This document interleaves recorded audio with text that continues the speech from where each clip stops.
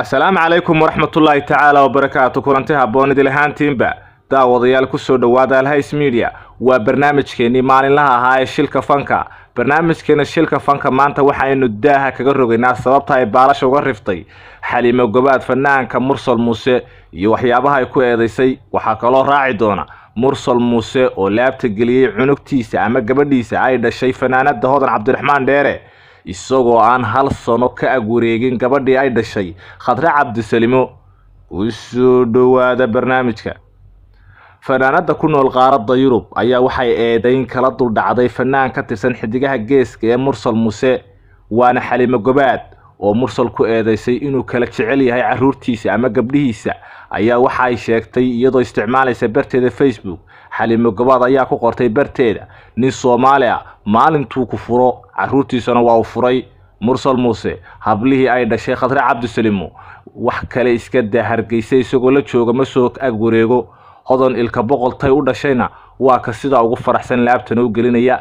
nimanka aanu xididka nahay ee Samaroon ma ka xishoon waayeen caruurtooda. hablaha yaryar ee la nacay ee ta Ameerika ku dhalatay maxay isdheerihiin ta ku dhalatay magaalada Hargeysa caasimadda Soomaaliland. nin Soomaali abaal ma laha waayo markaan arko Khadra ciilka u baday. Mursal biliis Khadra Salimo u duceeya in alla siiyo nin uga hiiliya dayuuska raggeena Sacad Muuse miyaa la waayay nin habara wala oo u hiiliya gabadha u hiiliya xiniyaha alla idin qabayay. waana Xaliimo Gobaad oo xitaa aan ka gaban culimada fanaaninta magacaya maamuska ku leh ayaa eedayntaasi dusha uga tuurtay fanaanka caanka ah ee Mursal Muuse oo Gobaad oo aflagaadadan u adeegsanaysa nacaybka ay u qabto Hodan Cabdiraxmaan Dheere kadib markii Hodan ay kaga shacbiyad badatay dhinaca fanka. waan Hodan Cabdiraxmaan Dheere oo fanaanad qabsatay quluubta iyo qoomiyadda basharka aadamaha iyo guud ahaan qoomiyadda Soomaalida iyadoo kasbatay seegeeda Mursal Muuse jacaylkiisa. haddaba daawadayaal see u aragtaan Xaliimo Gobaad iyadoo ku gabanaysa caruurta uu dhalay Mursal inay ku weerarto ama ay ku weerarto Hodan iyo seegeeda Mursal. fadlan commentiga noogu reeb caqligaaga saliimka sida aad la wada socotaan. shalay markay soo degtay Hodan Cabdiraxmaan Dheere taageerayaal badan oo reer Hargeysa waxa ay soo dhaweeyeen fanaanada Hodan Cabdiraxmaan iyo kala hortagay Caleemo Qoyan waxaana horkacayay taageerayaashaasi seegeeda qaaliga ah ee Mursal Muuse.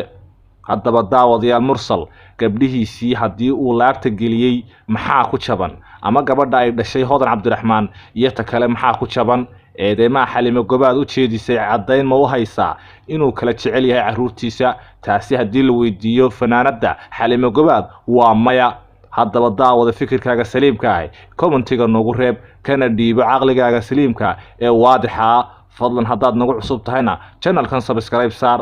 وعنيقو أحمد محمد علي. سلام الله عليكم ورحمة الله تعالى وبركاته.